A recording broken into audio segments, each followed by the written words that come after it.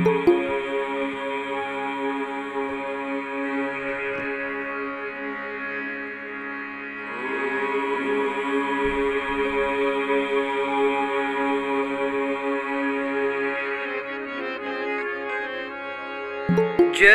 जय गिरिजा बाल गजानन, जय जय गिरिजा बाल गजानन, जय जय गिरिजा बाल गजानन, जय जय गिरिजा बाल गजानन।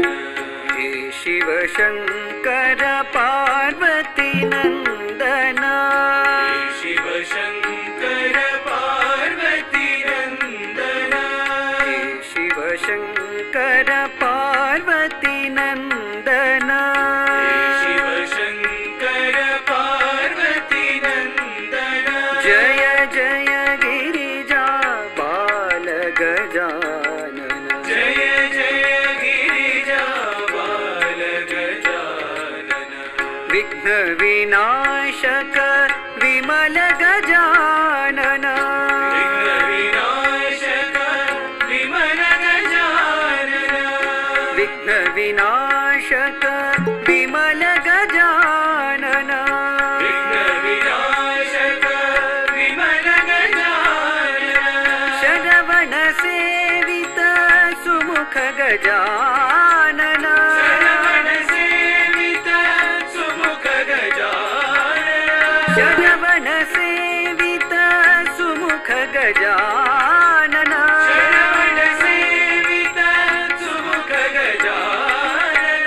तव पद चरणं शरणं गजानन, तव पद चरणं शरणं गजानन, तव पद चरणं शरणं गजानन, तव पद चरणं शरणं गजानन।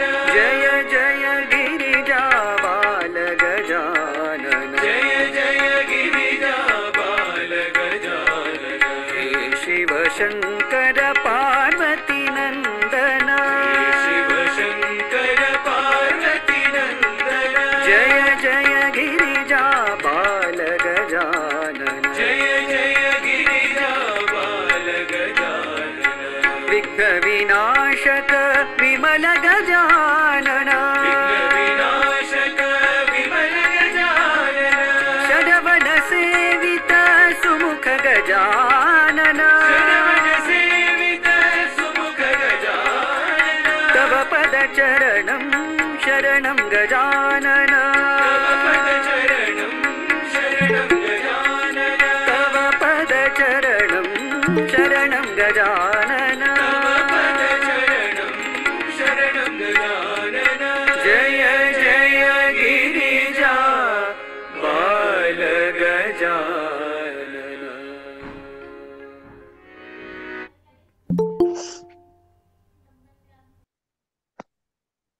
ओम साई राम। भगवान बाबा के पावन चरणों में कोटि कोटि प्रणाम एवं आप सबके हृदयवासी श्री भगवान के चरणों में हमारा नित्य निरंतर नमन। भगवान बाबा की दैवी उपस्थिति में आप सब साई ब्रदर्स सिस्टर्स बच्चों का अभिनंदन, सप्रेम सादर साई राम एवं नमन।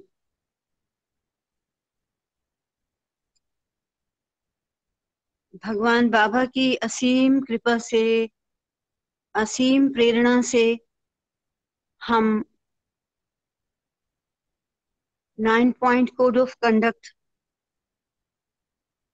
जिसको हम नवधा भक्ति कहते हैं, इस विषय पर विचार विमर्श कर रहे हैं बहुत दिनों से। और आज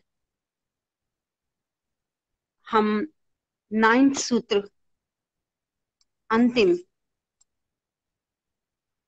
इसको ले रहे हैं, इस पर विचार विमर्श करेंगे। और ये विषय है सीलिंग ऑन डिजायर्स। अपनी इच्छाओं पर नियंत्रण। कितना आसान है कहना कि अपनी इच्छाओं पर नियंत्रण होना चाहिए, लेकिन ये एक ऐसा विषय है जो आध्यात्मिक मार्ग में सबसे अधिक रुकावट बनता है, बाधा बनता है। और इसी विषय पर, इसी पर नियंत्रण करने के लिए, आत्मनियंत्रण करने के लिए साधक जन, योगी जन निरंतर साधना में रत रहते हैं। तब कहीं निरंतर साधना के पश्चात अपनी इच्छाओं पर नियंत्रण करने जैसे विषय को जीत सकते हैं, जीत पाते हैं। हमारे आध्यात्मिक साधना के मार्ग में प्रायः इनका वर्णन आता है षड रिपुओं का, जिसमें सबसे पहला है काम। काम से अभिप्राय कामना से। ये किस तरह से हमारा पतन करते हैं? कामना, इच्छाएं, और इच्छाएं हैं तो क्रोध है, क्रोध है तो लोभ है, लोभ है तो मद है, और मद है तो मत्सर है। कैसे ये कोरिलेटेड है। और एक इच्छा आने से हमारा कितना पतन होता है।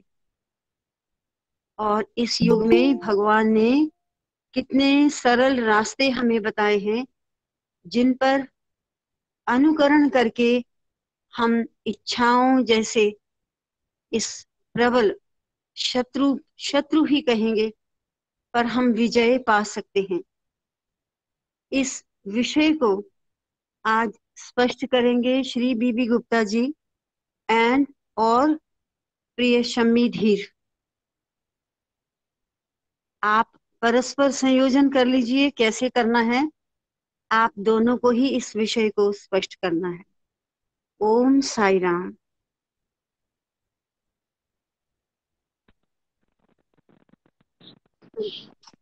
साईराम। पहले बिटिया शम्मी धीर ही इसको बिगिन करेंगी। शम्मी धीर अगर आए हुए हैं, डॉक्टर शम्मी धीर आप हैं यहाँ? हाँ जी Sairam uncle.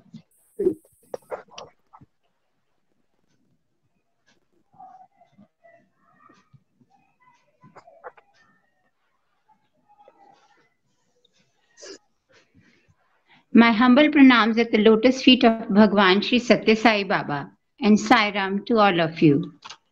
I am thankful to Lord who has given me this opportunity to share my views on this platform. आप सभी ने आज का विषय चुना है सीलिंग ऑन डिजायर्स, तो इसी पर मैं अपने विचार व्यक्त करती हूँ।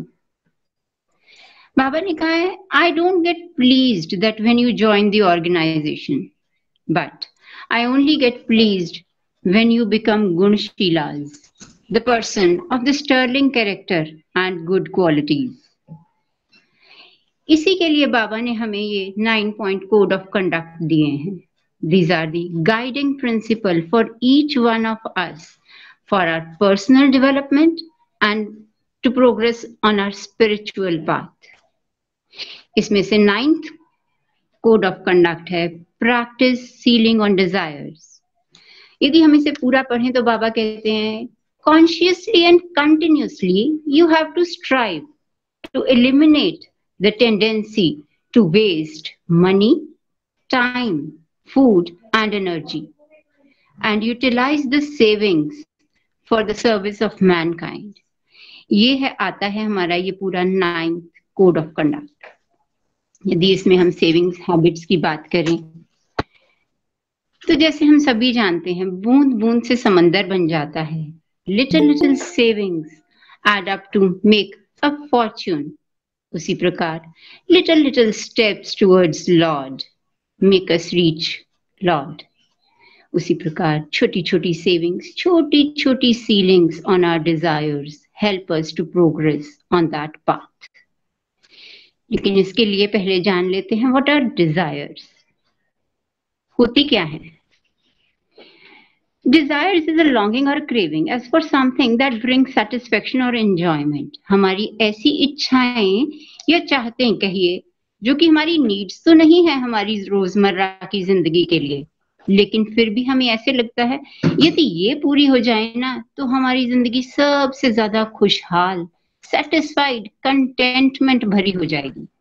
लेकिन ये मनुष्य की सबसे बड़ी गलतफहमी है।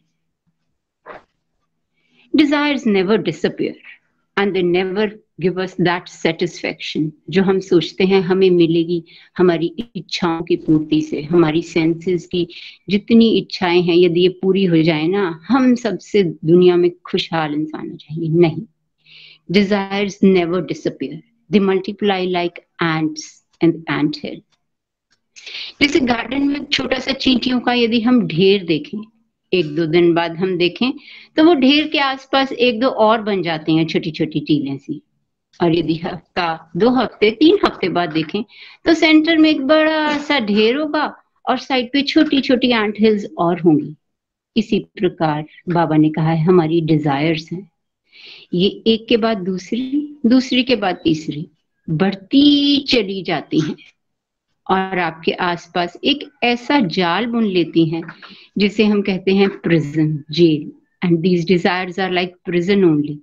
आप उसमें ऐसे फंस जाते हो जिसमें यदि जब तक डिजायर्स पूरी होती रहें तब तक तो ठीक है, और यदि जिस दिन कोई एक डिजायर, 2 डिजायर, इच्छाएं हमारी पूरी नहीं हुई उसी दिन हम उसमें फंसे हुए नजर आते हैं, हमें सफोकेशन फील होने लगती है और तब आता है हमें गुस्सा, हमारी फ्रस्ट्रेशन, डिप्रेशन, ये सब चीजें हमें घेर लेती हैं। और ऐसा इंसान आप खुद बताइए कैसे किसी अच्छे डिसीजन को लेकर एक राइटियस पाथ पर चल सकता है।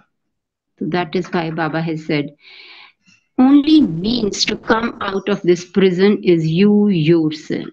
Limit these desires. आपको खुद अपनी डिजायर्स को कंट्रोल करना है, अपनी इच्छाओं पर नियंत्रण रखना है इस प्रिजन से बाहर निकलने के लिए।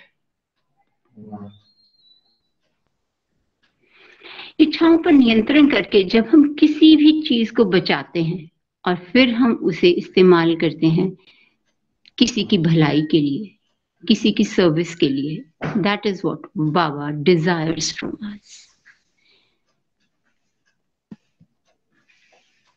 ये जो सेविंग्स हैं या कैपिंग है, सीलिंग ऑन डिजायर्स हैं, इससे हमें क्या क्या बचाना है बाबा ने हमें ये भी बताया है, किस किस लेवल पर बचाना है। फिजिकल, मेंटल और स्पिरिचुअल लेवल पर। बाबा कहते हैं तीनों ही लेवल्स पर आपको ये छोटी छोटी सेविंग्स अपने सेंसेस पर नियंत्रण रख के जो आप करोगे उससे जो आप बचाओगे और दूसरों की भलाई में लगाओगे, वही सबसे बड़ी चीज है आध्यात्मिक मार्ग पर अग्रसर होने के लिए। इन सभी चीजों में फिजिकल स्टैंडर्ड्स में बाबा ने हमें दी है ये पहली 4 चीजें। हमें किस किस को बचाना सीखना है अपनी इच्छाओं पर नियंत्रण करके, फूड, मनी, एनर्जी और टाइम। बाबा ने कहा इन चारों चीजों के लिए कभी भी एक तो इन्हें वेस्ट मत करो, इनके लिए ग्रीडी मत हो जाओ। कभी भी ये मत सोचो कि हाँ इन्हें एक्यूमुलेट कर लें अपने लिए, अपने आने वाली जिंदगी के लिए। जिस प्रकार हवा की गति यदि मन मन चलती रहे तो वो प्लेजेंट ब्रीज कहलाती है, हमें अच्छी लगती है, लेकिन जैसे ही गति तेज हुई वो तूफान बन जाती है, विनाश लेकर आती है। उसी प्रकार सभी चीजें जीवन में यदि बैलेंस्ड हों तब तक तो जीवन खुशहाल, लेकिन जैसे जैसे ये एक्यूमुलेट होके बढ़ने लगी आपकी जिंदगी में, ये आपकी जिंदगी को भी विनाश की तरफ ढकेलेंगी।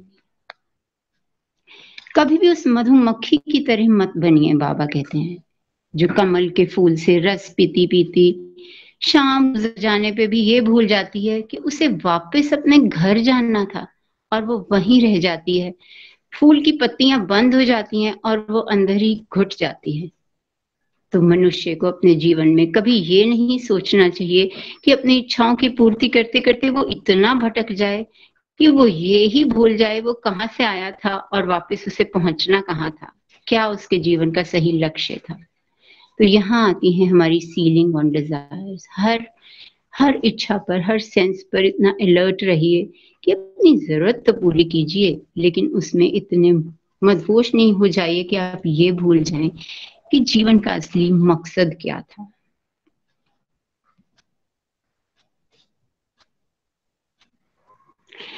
सभी सेविंग हैबिट्स में से फिजिकल में सबसे पहले आता है फूड। बाबा ने बहुत जगह कहा है, food is God, don't waste food. हम जितनी भी प्रेयर सीखते हैं, सिखाते हैं बच्चों को, बाबा ने हमें दी हैं, हम सब में बोलते हैं अन्नम ब्रह्मा। तो हम ऐसी चीज को वेस्ट कैसे कर सकते हैं? यदि हम उसी का निरादर करेंगे तो हम और किसका आदर करेंगे? फूड, कोई एक वक्त भी बिना खाना खाए नहीं रह सकता। कितने लोग दुनिया में, हमारे भारत में, जिन्हें एक वक्त का खाना भी नसीब नहीं, जो कई बार ये सोचते हैं कि अगर हमारे बच्चों को भी एक वक्त का खाना मिल जाए ना तो हम तो भूखे ही सो जाएंगे। तो ऐसी दुनिया में रहते हुए हम जो प्रिविलेज्ड वंस हैं, बाबा कहते हैं वो कैसे भूल जाते हैं कि खाना ड्रेन पाइप में जाए या डस्टबिन में जाए। तो avoid the wastage of food, ये सबसे पहली चीज बाबा ने कही। दूसरी चीज मैंने यहाँ लिखी, consume less, make it a life मंत्र। ज्यादा प्लेट में लेकर ज्यादा खाना भी एक ग्रीडीनेस है। उसमें भी इसका मतलब आपके ऊपर आपका नियंत्रण नहीं है। ज्यादा खाना भी हमारे लिए हानिकारक है। आप सबको पता ही होगा कितनी डिजीजेस कॉज करता है। सबसे बड़ी मोटापा, जिस वजह से हार्ट डिजीज, डायबिटीज आज दुनिया में इतनी ज्यादा है। ये भी एक तरीका है फूड बचाने का, ताकि वो उस तक पहुंच सके जिसे मिलता नहीं है। हमारी जो डेवलप्ड कंट्रीज हैं वहां ज्यादातर लोग सिर्फ इसीलिए मरते हैं कि वो ज्यादा खाते हैं, वो ओबीज हैं, उन्हें इतने लाइफस्टाइल डिसऑर्डर्स हैं। इतने लोग हमारे यहाँ भूखमरी से नहीं मरते। तो आप खुद सोचिए कि ज्यादा खाना भी हमारे लिए कितना हानिकारक है। भारत में खाना भोजन कम उगता नहीं है, हमारे पास बहुत रिसोर्सेज हैं, लेकिन ये सबसे बड़ी प्रॉब्लम है हमारे देश की कि हम खाना बहुत वेस्ट करते हैं, बहुत ज्यादा। और बाबा ने इस बात को आए दिन समझाने की कोशिश करी है। एक इंसिडेंट है बाबा का। एक बार स्टूडेंट्स बाबा के साथ पुट्टपर्ती से जा रहे थे, तो रास्ते में उन्होंने एक होटल के बाहर कुछ बच्चों को जूठी प्लेट से ना खाना खाते देखा। तो उन्होंने बाबा की नजर उस तरफ डलवाई, कहा कि बाबा देखो, हमने पहले भी देखा है आपके होते हुए बच्चे जूठे में से खाना खा रहे हैं, आप प्लीज इनके लिए कुछ कीजिए, हमें बुरा लगता है। तो बाबा ने कहा कि बेटा ऐसा नहीं है कि कुछ कर नहीं सकते, लेकिन ये अपने कर्म भोग रहे हैं। ये पूर्व जन्मों में राजा महाराजा प्रिविलेज थे तुम्हारी तरह, लेकिन खाना जब इनके महलों में बनता था खाते थे और बाकी का इन्हें पता ही नहीं होता था कि वो कहाँ गया, वो डस्टबिन में जाता था। तो आज वही ये वहां से निकाल के खा रहे हैं। तो you have to decide in your life, in your coming lifetimes, from where do you want to eat food. खाना इतना important है। खाने के बारे में बाबा ने कहा खाना होना कैसे चाहिए, सात्विक भोजन। जैसा अन्न वैसा मन, जैसा आहार वैसा विचार, हम सभी ने सुना है। सात्विक भोजन क्या है? एक ऐसा सादा सरल भोजन जो पचने में आसान हो, ताजा हो, पोषक तत्वों से भरपूर हो, अधिक मसाले वाला ना हो, अशुद्धियों से रहित हो, उत्तेजना रहित हो। बाबा ने कहा है यदि आप अपनी जीवा पर नियंत्रण कर एक ऐसा सात्विक भोजन करने लगो तो आपका वो शांत मन ही आपको आध्यात्म की ओर अग्रसर करने देगा। तभी मन शांत होगा, तभी आप उस तरफ लगने लगोगे। और यदि आपने जीवा पर नियंत्रण कर लिया, बाबा कहते हैं, तो बाकी इंद्रियां स्वतः ही नियंत्रण में आ जाती हैं। ये एक ऐसी सेंस है हमारी।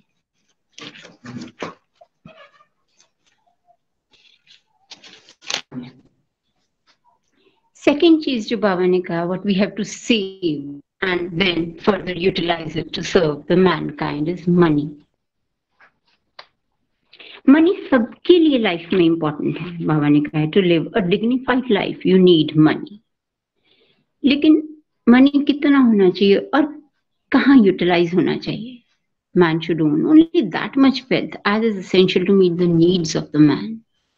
भगवान ने एक बार समझाया कि मनी जो है वो एक जूते के पैर के साइज की तरह है हमारे लिए। यदि बिल्कुल सही साइज हो तभी जूता हमारे पैर में जचता है और हम उसे बहुत देर तक पहन के सारा दिन गुजार सकते हैं, अपने काम कर सकते हैं, अच्छी तरह से एक लाइफ जी सकते हैं।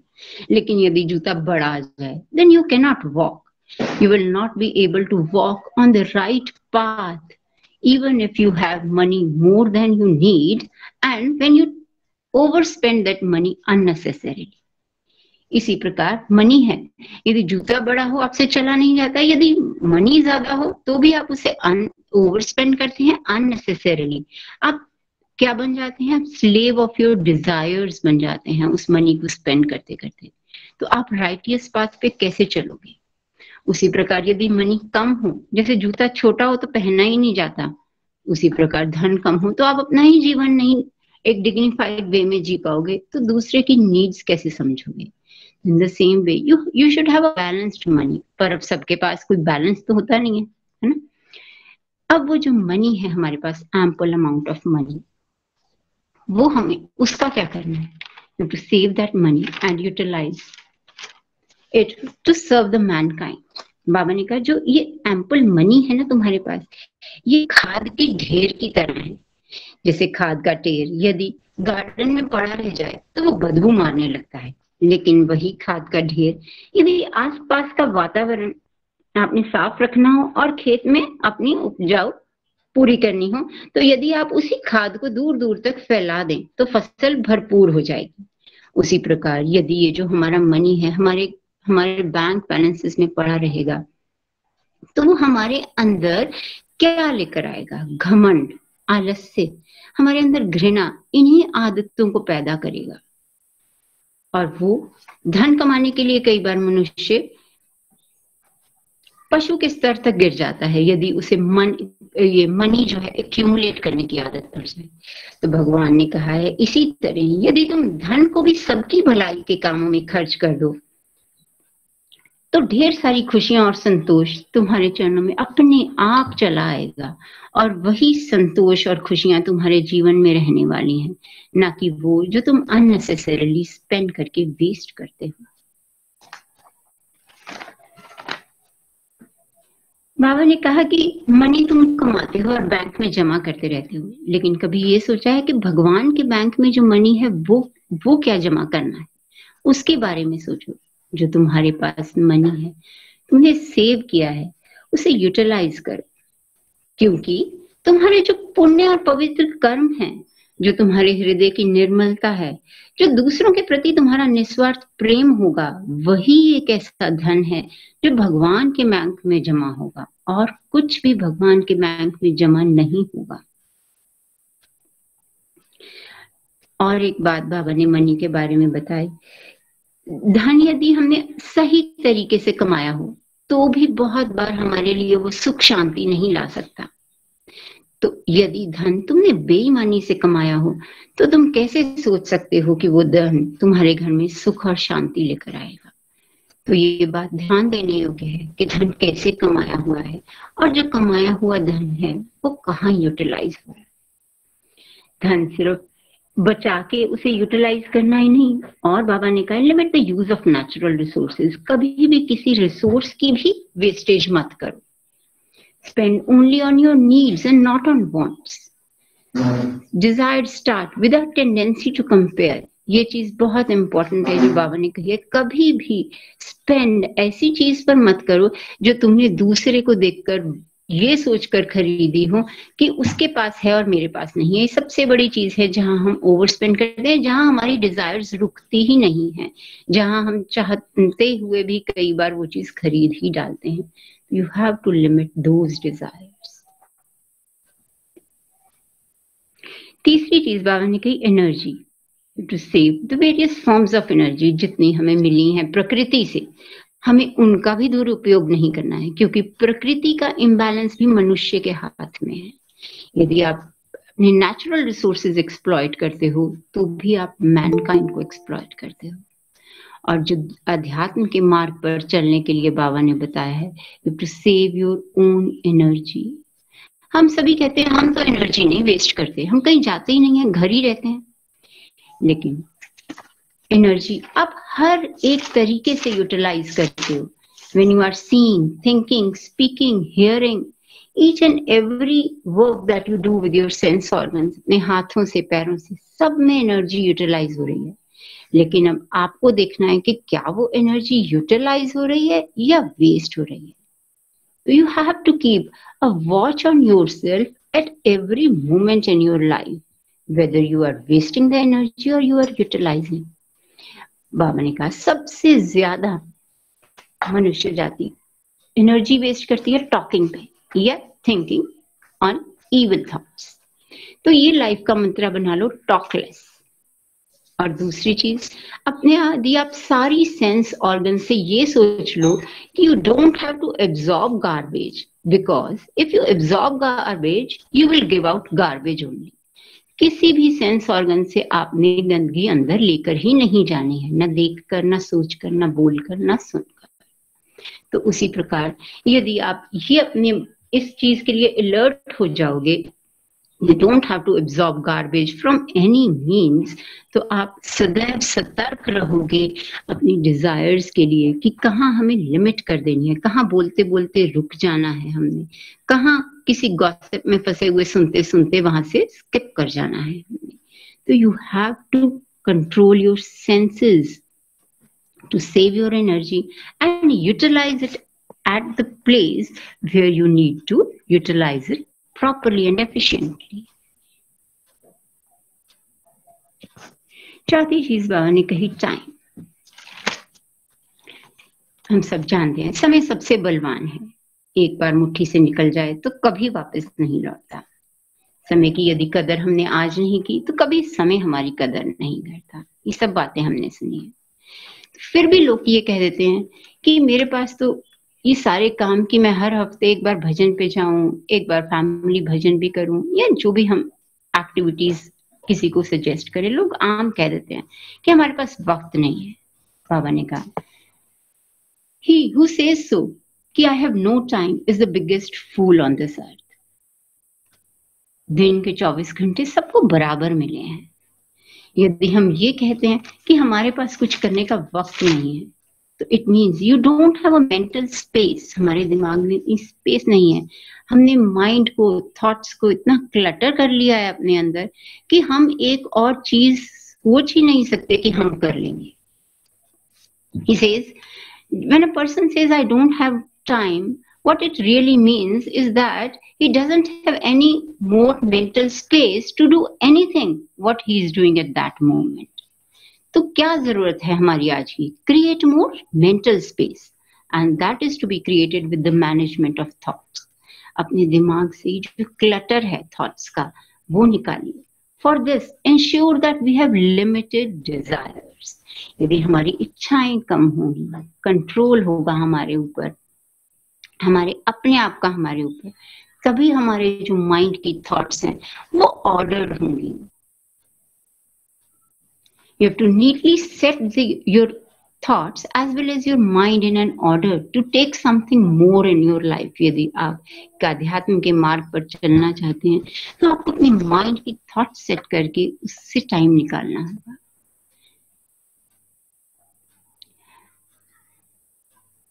बाबा ने कहा है टाइम के बारे में, do not waste your time in evil thoughts, जो सबसे ज्यादा हम करते हैं। Evil thoughts leads to evil actions and evil words.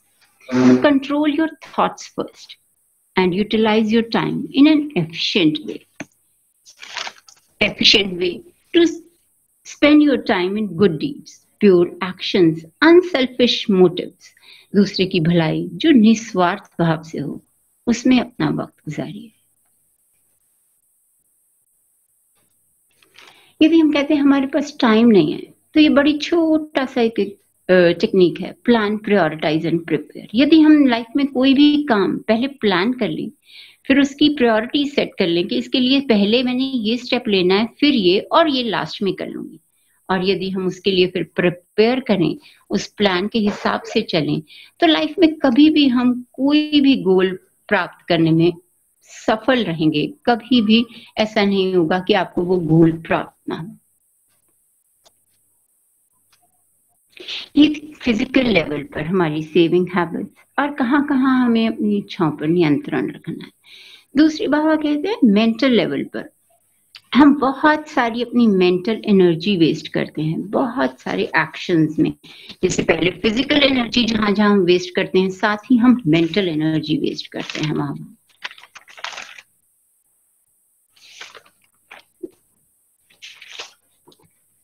डर, ईर्ष्या, लोभ, गुस्सा, चिंताएं फालतू की जितनी हम लगाए रखते हैं, इन सब में हम मेंटल एनर्जी वेस्ट करते हैं। तो बाबा ने कहा है बहुत छोटी छोटी हैबिट्स हैं, जैसे विनम्रता, मातृभाव, मित्रता, सहनशीलता, दयालुता। यदि इनमें से कोई भी अपने मन में डेवलप करनी शुरू कर लोगे तो it will lead to mental peace. अपने मन को पहचान करो, then only you will be able to conserve your mental energy. का मन शांत होगा तो it will lead to strengthening and enrichment of our sense of discrimination.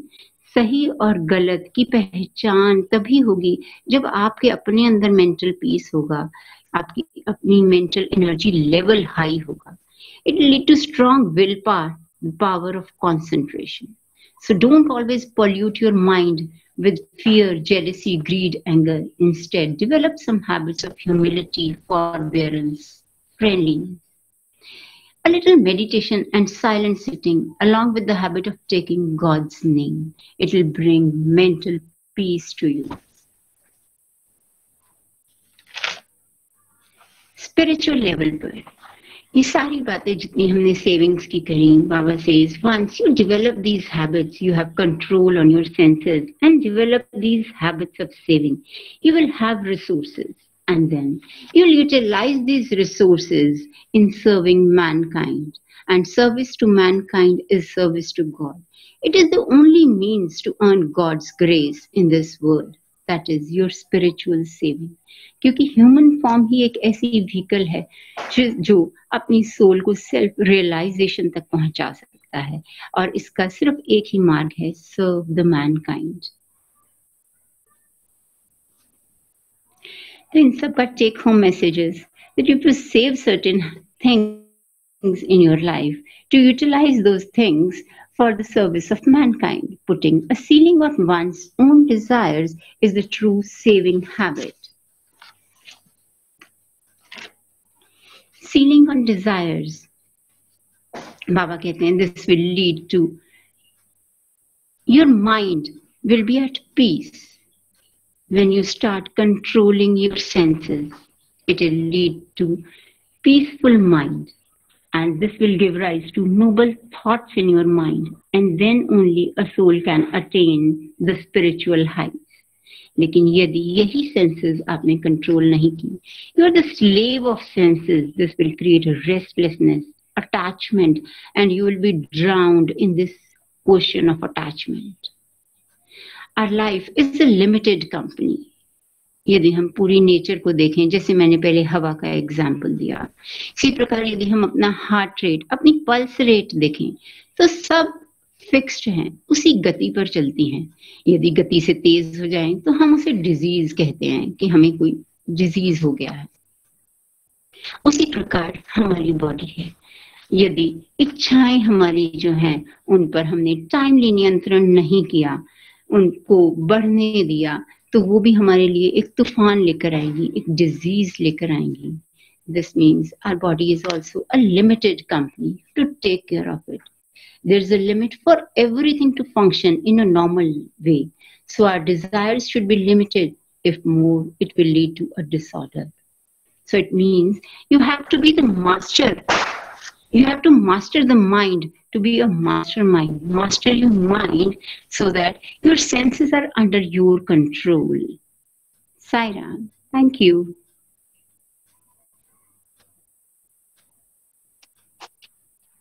Sai Ram. Sai Ram. बेटा, आपने इस विषय को बहुत गहराई से, सुंदरता से, बहुत सिस्टमैटिक वे से आपने स्पष्ट किया है, और मैं ज्यादा कुछ नहीं कहना चाहती। अभी आगे विषय चलना है, उसके बाद ही हम इस पर और कुछ विचार विमर्श करेंगे और अपने विद्वजनों के विचार सुनेंगे। अब मैं रिक्वेस्ट करती हूँ श्री बीबी गुप्ता जी से। भाई साहब, आप बोलिए। ओम श्री साई राम। भगवान बाबा के पावन चरणों में कोटि नमन। मैं कोशिश करूंगा जो इतना सुंदर डॉक्टर शम्मी ने जो आप लोगों को बताया है, मैं वो उसको बार बार रिपीट ना करूं और थोड़ा इसको दूसरे एंगल से इस सारे विषय को लूं। तो सबसे पहले सवाल आता है कि ये डिजायर होती क्यों है। उसके लिए मैं बहुत पहले से जानना चाहता हूं कि स्वामी ने कहा कि मैंने अपने आप को अपने आप से अलग किया ताकि मैं अपने आप को प्यार कर सकूं।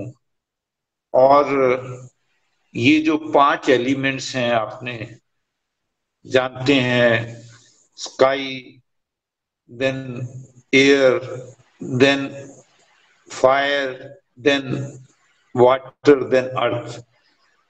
आकाश, वायु, अग्नि, जल और पृथ्वी, ये पांचों एलिमेंट जो हैं उसका एक एक कर बनाया उसको, ताकि उन पांचों एलिमेंट से संसार को चलाया जा सके। और हमारी जितनी भी सृष्टि में चीजें हैं वो सिर्फ इन्हीं पांचों एलिमेंट से मिलकर बनी है। इन पांचों एलिमेंट को एंजॉय करने के लिए हमें सेंस ऑर्गन्स दिए, और सेंस ऑर्गन्स को जब हम यूज करते हैं, देखेंगे, खाएंगे, सूंघेंगे, बोलेंगे, टेस्ट करेंगे, सबसे जब भी करेंगे तो कुछ विचार पैदा होंगे, जरूर पैदा होंगे।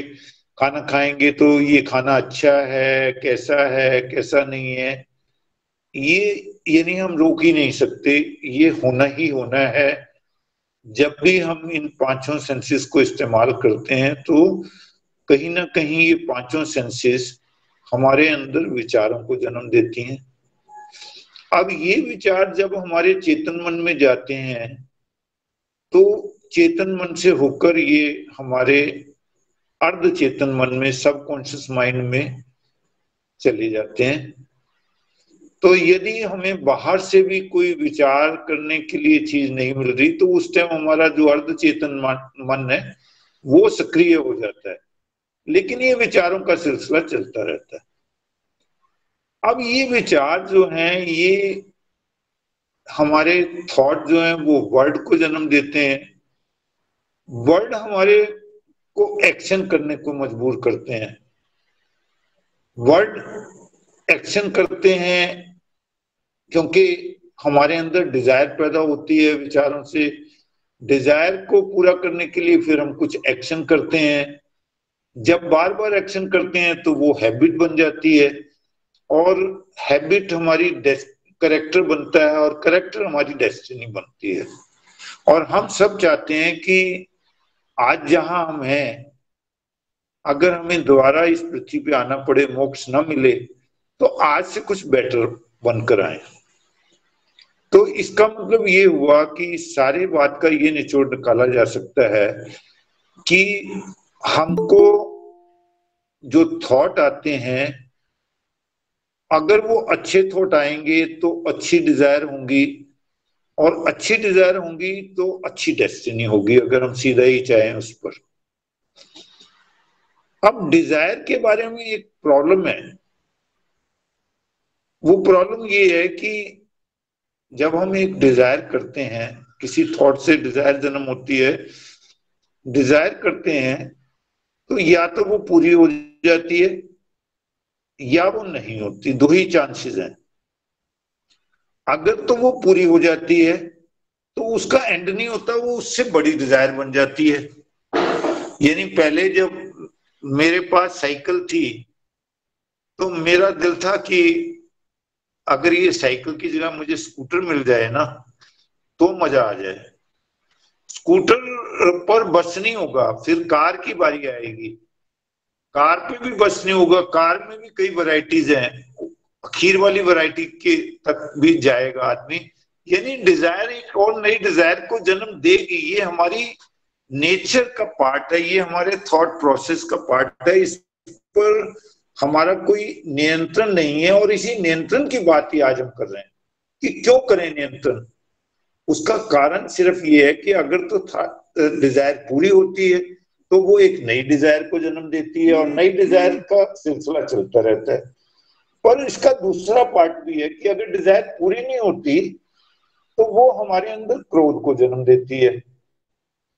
और साथ में जिसने मेरी उस डिजायर को पूरा करने नहीं दिया, जिस भी व्यक्ति ने, जिस भी सर्कमस्टांसेस ने, उससे मेरा किसी तरीके से जेलेसी होती है।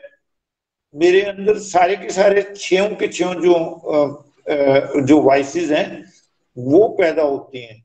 अब जब ये वाइसेस पैदा होती हैं तो इनसे फिर जो थॉट पैदा होते हैं वो थॉट भी उसी तरीके से पॉल्यूटेड थॉट होते हैं। तो ये एक नेगेटिव सर्कल मेरे अंदर शुरू हो जाता है। तो अब इस सारी गेम को समझने के लिए हमें जरूरत है कि हम इस डिजायर के स्वरूप को समझते हुए अगर हम डिजायर की मात्रा को बहुत बढ़ने ना दें तो वो ज्यादा अच्छा है। अब डिजायर से करते क्या है, डिजायर को पूरा करने के लिए हम कुछ एक्शन करते हैं। मैं थोड़ा बैंकिंग स्टाइल से बात करना चाहूंगा कि एक्शन हमारे दो तरह के हो सकते हैं। या तो हम अच्छा करेंगे या हम बुरा करेंगे।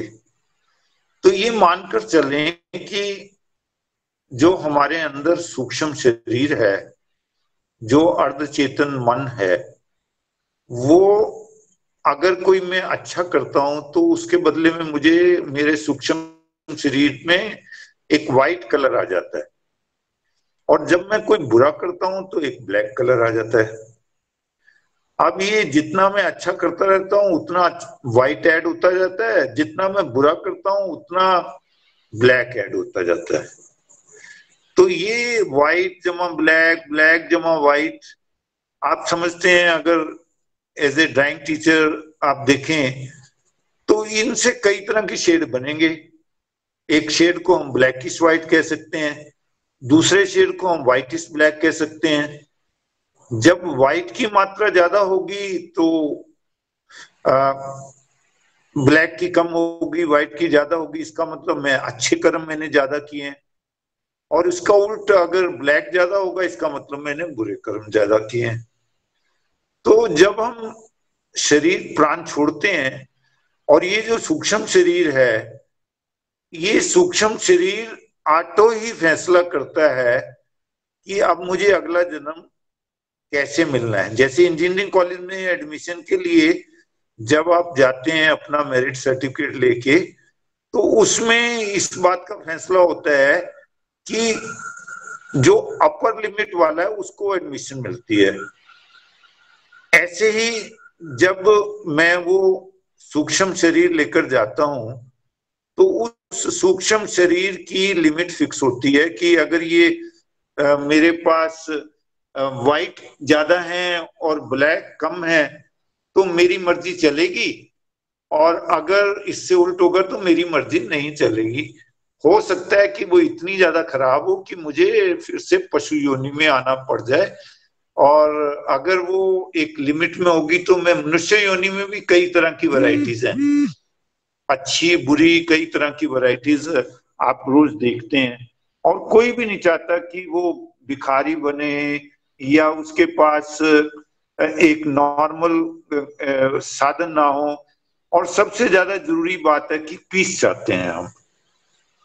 आखिर में जाकर जब हमें समझ आ जाती है तो ये बात समझ में आती है कि धन नहीं चाहिए, हमें मान नहीं चाहिए, हमें रिकॉग्निशन नहीं चाहिए।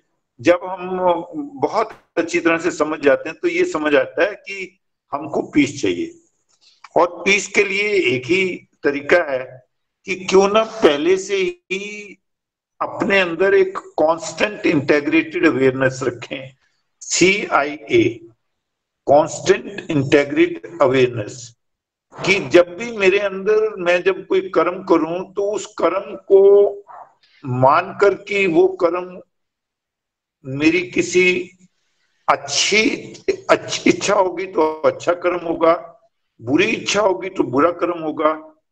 और बुरी इच्छा मतलब अगर मैं अपनी सेंसेस को प्लीज करने में लगा रहूंगा तो चांसेस हैं कि मेरे सेंसेस मेरे से कुछ ना कुछ गलत करवा देगी, और मेरी जो सूक्ष्म शरीर है उसमें कालापन ज्यादा आ जाएगा। तो इसके में अब दो चीजें मुझे करने की जरूरत है। पहले तो ये कि जैसे डॉक्टर शमी जी ने भी आपको बताया कि जब चीजें लिमिट में होती हैं, जब हम उसके ऊपर एक सीलिंग लगा देते हैं कि यहां तक तो ठीक है, इससे ज्यादा नहीं, इससे ज्यादा जो है वो मुझमें कुरीति लाने के चांसेस बन जाएंगे। अगर मेरे पास इतना धन है तो ठीक है, इससे ज्यादा धन अगर मेरे पास आएगा तो ये धन जो है वो मुझे गलत साइड में लेकर जाएगा। इससे ज्यादा अगर मेरे अंदर फेम आएगा तो वो मुझे गलत दिशा में लेके जाएगा। आज आप देख रहे हैं, मैं देखता हूं, बड़ा कई बार सोचता हूं कि यार कितना अनफॉर्चुनेट है ये डोनाल्ड ट्रम्प, और कितने ये लोग, देखो उसका चेहरा देखो, और वो देखो एक प्रेसिडेंटशिप के चक्कर में कितना परेशान, कितना वो है। मुझे वो भिखारी से भी ज्यादा पुअर लगता है। कारण सिर्फ एक है कि एक डिजायर, फेम की डिजायर, रिकॉग्निशन की डिजायर, ये सारी चीजें मेरे को मेरी लाइफ जीने नहीं देती हैं। जो लाइफ का एक्चुअल पर्पस है उस पर्पस से डेविएट कर देती हैं। तो यहाँ ये बात बहुत जरूरी है कि अगर हम अपने पर्पस से डेविएट ना होना चाहें तो हमारे पास कोई और साधन ही नहीं है कि हम अपनी डिजायर के ऊपर एक सीलिंग लगाएं जो हमें बेयर मिनिमम चाहिए, उससे कोई इनकार नहीं है। और अगर उससे बढ़ने लगे तो उस बढ़े हुए को हम कहीं अगर किसी के साथ शेयर कर दें तो फिर दो चीजें होंगी, क्योंकि वो अच्छा कर्म होगा तो थोड़े से वाइट मुझे और मिल जाएंगे। तो इसका मतलब ये हुआ कि एक काम तो है सीलिंग ऑन डिजायर, क्योंकि सीलिंग ऑन डिजायर से जो ब्लैक मिलने के चांसेस कम होते आएंगे। दूसरा ये कि अगर फिर भी मुझे धन मिल भी रहा है, जितने धन की मुझे जरूरत थी उससे ज्यादा धन मिल रहा है, जितनी मुझे रिकॉग्निशन की जरूरत थी उससे ज्यादा मुझे रिकॉग्निशन मिल रही है, जितना मेरे पास प्रॉपर्टी है उससे ज्यादा मुझे प्रॉपर्टी मिल रही है, तो मैं सड़क पर तो नहीं फेंक सकता ना उसको मुझे उस वक्त ये सोचना जरूरी है कि मैंने इस करेंसी को कन्वर्ट करना है। कारण ये है कि ये करेंसी जो मेरी यहां है, इस करेंसी में जितनी करेंसी मैं कन्वर्ट कर ये शरीर छोड़कर जाऊंगा, ये वहां जहां मैं जाना चाह रहा हूं वहां पर मुझे यही करेंसी काम आएगी। जब ये मेरा फर्म फेथ हो जाएगा कि मेरी ये करेंसी काम नहीं आएगी तो मुझे कई सारी चीजें सामने नजर आएंगी। मैं एक बहुत ही यूनिवर्सल फैक्ट आपसे शेयर कर रहा हूं। हम जितना हमारी एज होती जाती है, आज मैं 64 इयर्स का हूं, तो जो मैंने कमाया है उसका 64% मैं इस्तेमाल नहीं कर पाऊंगा, वो मेरे बदले में कोई और इस्तेमाल करेगा। अगर मैंने कुछ पर्पसली कुछ किया ना तो ये होने वाला है। जब मैं 100 साल का हो जाता हूं तो फिर जो मैंने कमाया है वो कोई और ही इस्तेमाल करता है। तो इसका मतलब अगर मेरे मेरे को ये फंडा पता है, अगर ये मेरे पास है, तो मुझे अपनी डिजायर पे कंट्रोल करना एक काम है, और कंट्रोल करने से जो मैंने बचाया है उसका इस्तेमाल इस तरीके से कर लूं कि मेरी ये जो करेंसी है, जो मेरी मनी वाली करेंसी है, ये मेरी अच्छे कर्मों की करेंसी में चेंज हो जाए। इससे मैं वो वाइट परचेज कर लूं अपने लिए, ताकि मुझे अगली बार जो आज चांस मिल रहा है, देखिए ये तो बात तय है, मैं पूरा दिलेरी से ये बात कह सकता हूं कि हमारे पास वाइट ज्यादा थे तो हमें साईं बाबा का प्यार मिला, हम साईं डिवोटी बने, हमें अच्छे गुरु मिले, तो ये वाइट की वजह से मिला मुझे। तो अगर मैंने अपने वाइट के ऊपर कंट्रोल रखा, ब्लैक को परे रखा, तो पूरे चांसेस हैं कि अगले जन्म में मैं इससे बेटर सुविधाएं मेरे पास होंगी, इससे बेटर रिसोर्सेज होंगे, इससे बेटर मेरे पास चांस होंगे जितने आज हैं। मैं आज भी भगवान का शुक्रिया अदा करता हूं कि जितनी मुझे जरूरत है उससे ज्यादा भगवान ने मुझे दिया है। और मैं सोचता हूँ ये सभी चीजें सभी को सोचना चाहिए, और ये सोचने के लिए बड़ी रैशनल थिंकिंग की जरूरत है। अक्सर हम इमरजेंसी के लिए रखने के चक्कर में कि मुझे ये भी चाहिए, मैं अगर यहाँ से बाहर जाऊंगा घूमने तो वहां मेरा अपना मकान होना चाहिए, मैं ये करूंगा तो मुझे ये मिलना चाहिए, इस तरीके से जोड़ जुगाड़ करते हुए अपनी डिजायर्स को मल्टीप्लाई कर देते हैं। सिर्फ एक क्वेश्चन और कर मैं समझता हूँ आखिरी टाइम सब बहन चंद्रलेखा जी लें, कि कई बार आदमी कहता है कि अगर मैं डिजायर नहीं रखूंगा तो काम कैसे करूंगा। बाबा से किसी ने यही प्रश्न पूछा कि बिना डिजायर के तो मेरे अंदर ड्राइविंग फोर्स ही नहीं आएगी। तो बाबा ने उससे कहा कि टेनिस का प्लेयर है ना, अब टेनिस के प्लेयर को अपनी गेम खेलना चाहिए।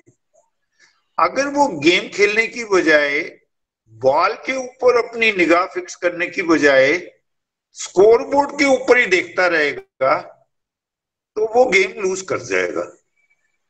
तो इसी तरीके से अगर मैं अपने अंदर ये एक कांस्टेंट इंटेग्रेटेड अवेयरनेस रखूं कि ये चीजें, ये मेरा ओहो ये मेरा गलत कर्म हो गया, ओहो ये मैंने अच्छा कर्म किया, अगर मैं इस तरीके से अपना रोज का लेखा जोखा रखूं तो सीलिंग ऑन डिजायर अपने आप ही हो जाएगा। और उसके लिए जरूरी है कि जितना भी मेरे पास एक्स्ट्रा है उसको बेटर समय रहते जब मेरे पास क्षमता है तो उसको दूसरी करेंसी में मैं कन्वर्ट कर लूं, यही बेस्ट है। इसीलिए स्वामी ने सिर्फ सीलिंग ऑन डिजायर नहीं कहा, कहा है कि जो सेविंग है उसको वेलफेयर के लिए, प्रोपकार्थम इदम शरीरम, उसको किसी वेलफेयर के लिए आपको इस्तेमाल करना है तो ये कंप्लीट बनती है। जो ये रूल है वो कंप्लीट बनता है। साईं राम, अगर बीच में कभी कोई प्रश्न कोई और आएगा तो उसके लिए मैं फिर से पार्टिसिपेट करना चाहूंगा। अदरवाइज मेरे ख्याल से मैंने अपनी तरफ से जो मुझे समझ आई मैंने उस हिसाब से ये टॉपिक को लिया है। साईं राम।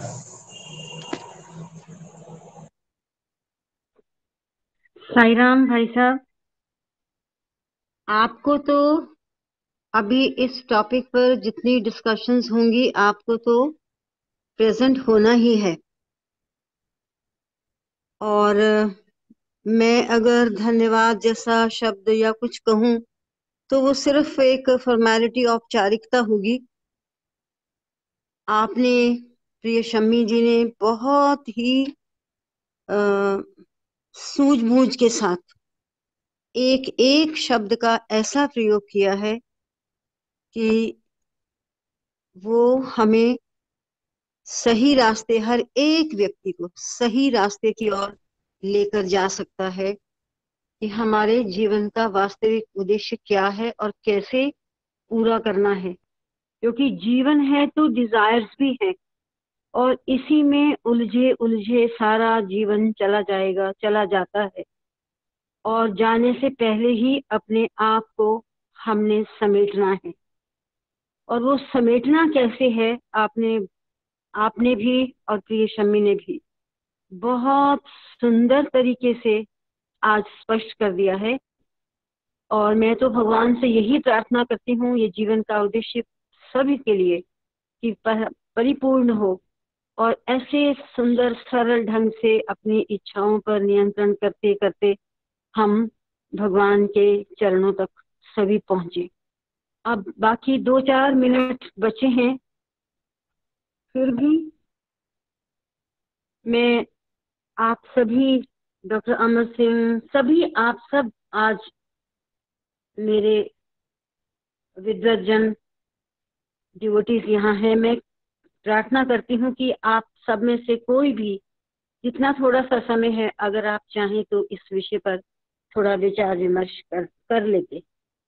ओम साई राम।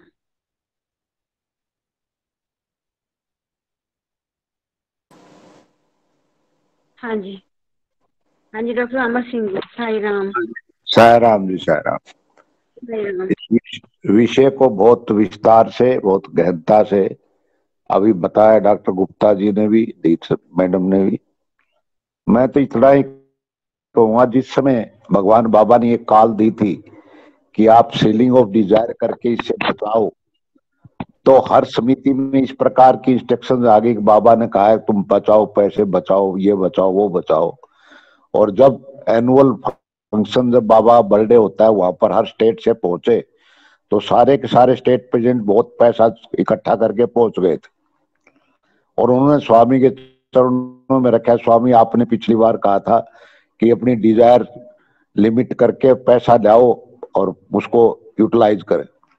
तो स्वामी देख के उनको मुस्कुराने लगे, बोला मैंने ये नहीं कहा था कि तुम पैसा इकट्ठा करो और यहाँ पर ले आओ, मुझे पैसे की आवश्यकता नहीं है।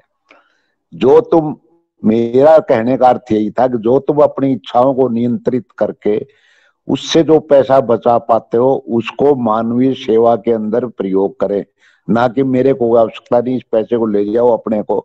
और वहां जो अपने प्रोजेक्ट सेवा के हैं, या आपके पास गरीब बच्चे हैं, गरीब बीमार हैं, कोई भूखा है, उनके लिए प्रयोग करना है, ना कि मेरे को देने के लिए प्रयोग करना है।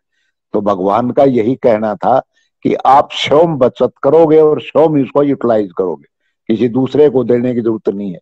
यूटिलाइज करना भी आपने ही है, आपने विचार करना है, आपने सोचना है, आपने ही इसका सारा प्लानिंग करना है कि किस जगह पर ऊपर पैसा यूटिलाइज होगा, वो भी आपने ही करना है और बचत भी आपने करनी है।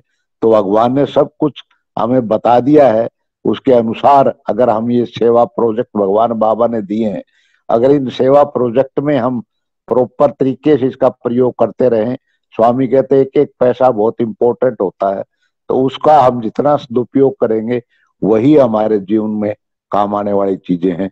मैं तो यही कहना चाहूंगा, जिस तरह भगवान बाबा ने हमें एक प्रोजेक्ट इतना बड़ा स्कूल का दिया है, और इस स्कूल की अगर बेहतरी के लिए हम कुछ योगदान करें तो इससे बड़ा और कोई योगदान नहीं होगा, दान नहीं होगा। मैं तो यही रिक्वेस्ट करूंगा कि इस प्रकार के प्रोजेक्ट में हम अपने उस बचत का प्रयोग करें, जो कि हम छोड़कर बैंक में जाने की तैयारी कर रहे हैं, उसका कोई फायदा नहीं। साई राम जी।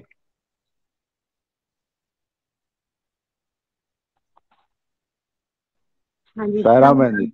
हाँ जी, साई राम डॉक्टर साहब, आपने विषय को आगे बढ़ाया, बहुत स्पष्ट किया। ये बात मुझे भी याद है और मेरे और सीनियर ब्रदर सिस्टर्स को भी याद होगी कि स्वामी ने पैसा वापस भेज दिया था। यस। और हमें उस पैसे, जो जमा किया हुआ पैसा है, उसको जहां पर करना चाहिए, जो अधिकारी है, जिसमें पात्रता, जो वास्तव में नीडी है, उसके लिए अगर पैसे का प्रयोग होता है तो वही वास्तविक सदुपयोग है, और अन्यथा पैसे का दुरुपयोग है। और ठीक। दूसरी बात, समय, क्योंकि बहुत तो समय हो गया, कहाँ कहाँ हमें पैसा, कहाँ कहाँ अपनी डिजायर्स पर कंट्रोल करना, कैसे कैसे हमें एनर्जी को बचाना है। जो जो भौतिक एनर्जी है, पैसा, समय इत्यादि, ये तो शायद हम बहुत प्रयास करके बचा लें, लेकिन जो हमारी मेंटल फिजिकल एनर्जी है, मुझे ऐसे लगता है कि we are wasting wasting wasting.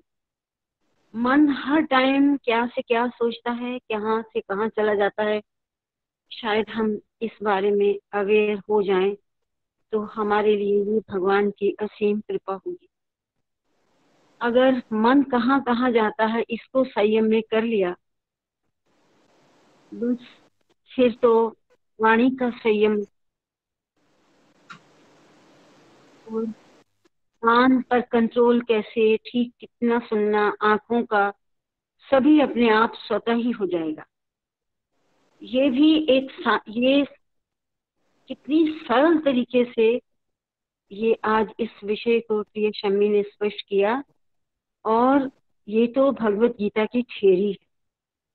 Second chapter में स्थित प्रज्ञ के थोड़े श्लोक हैं, 20 से 22।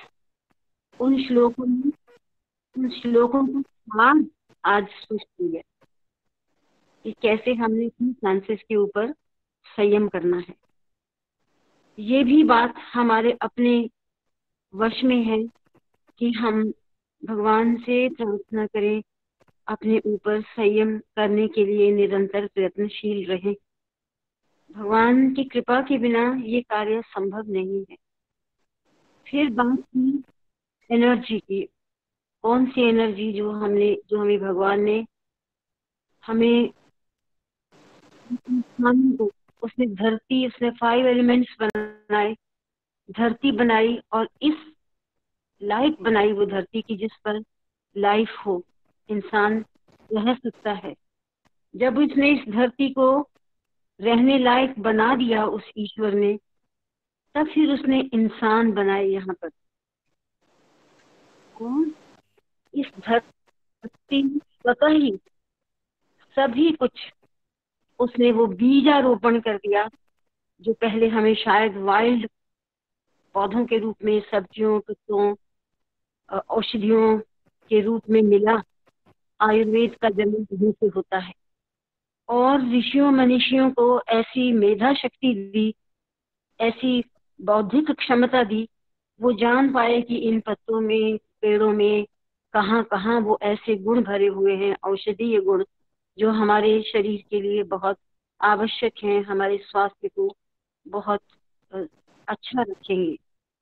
और भगवान ने तो हमें कमी नहीं दी देने की, दी बहुत कुछ दिया, बहुत कुछ दिया, लेकिन स्वार्थी इंसान ने कुदरत को आज उसमें से निकाल उन उन उन रिसोर्सेज को ऐसे मिसयूज किया है कि आज कुदरत है।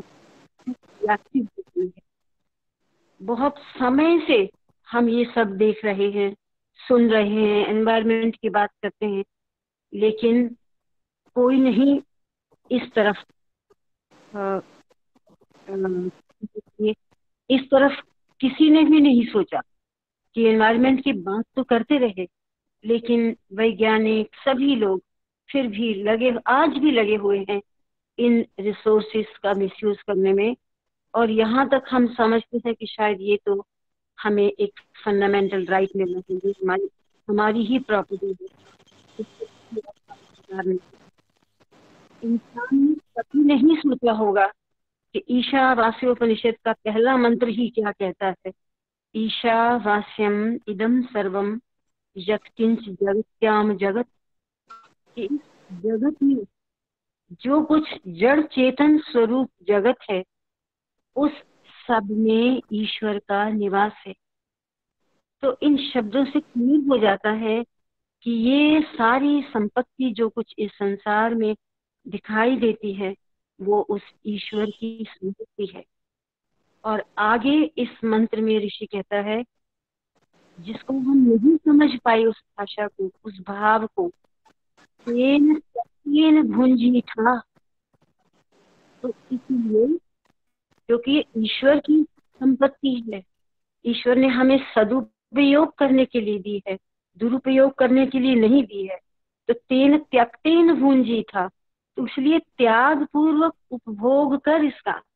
लेकिन हमने तो इसको मत कर अपने भंडारण करने शुरू कर दिए, नहीं सोचा कि ये भगवान ने सबके लिए बराबर बनाया है। तेन त्यक्तेन भुंजी था, तो इसलिए त्याग पूर्वक उपभोग कर। और माँ गृधा, तू लालच मत कर, और तू ये सोच कस्य धनम, कि ये धन किसका है। ये जो इतना अपार सृष्टि में हम देखते हैं, जो भगवान ने हमारे रहने लायक बनाया, हमें दिया, सोच तो किसका है। लेकिन आज मानव कभी नहीं सोच पाया कि ये किसका है, उसने तो सोचा कि मेरा ही मेरा है। और यही वो कारण है कि हमारी कुदरत की।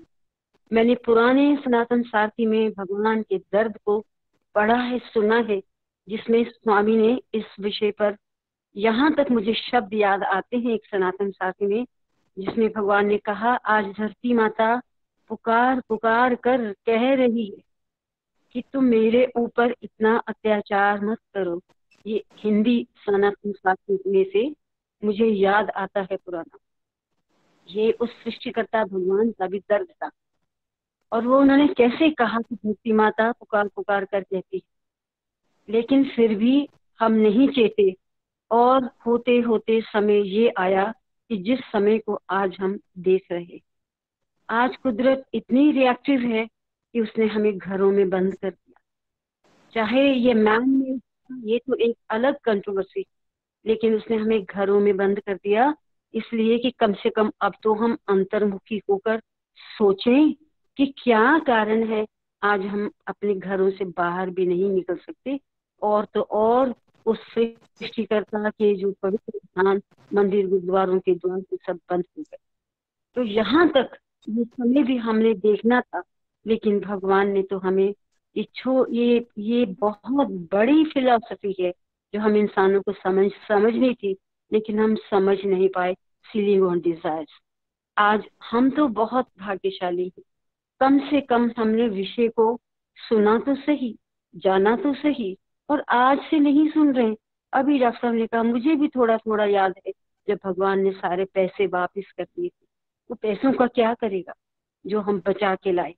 भगवान को तो केवल हमें यहाँ तक सोचने के लिए उसने हमें ये विषय दिया था कि तुम इस प्रकृति माता की कदर करना सीखो। तो आज फिर भी हम बहुत भाग्यशाली हैं, भगवान ने एक थॉट, एक विचार हमारे अंदर दिया है, और हम इस पर विचार करें और इसको क्रियान्वयन करें, इसको हम अपने प्रैक्टिकल लाइफ में लेकर आए। अभी भी शायद हम इस कुदरत प्रकृति माता को प्रणाम करते हुए इसको जितना कंट्रीब्यूट कर सकते हैं करें, और ये जो प्लैनेट है धरती माता, हम इसको हम बचाएं, इसकी हम रक्षा करें। तभी हम इस विषय को समझिए कि कुछ हम समझ पाएंगे। ओम साई राम।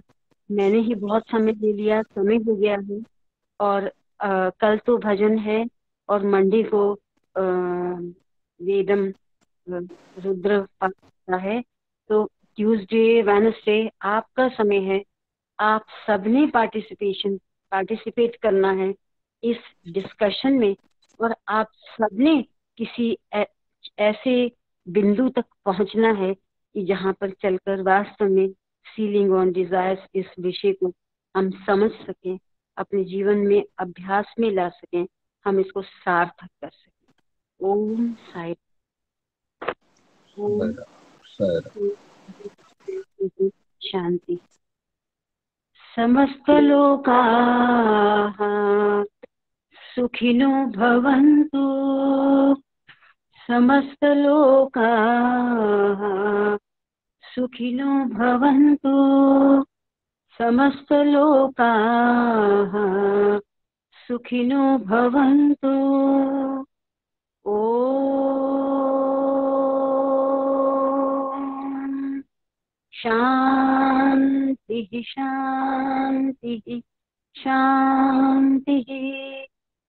जय बोलो भगवान श्री सत्य साई बाबा जी की जय। आप सबको सादर सप्रेम साई राम।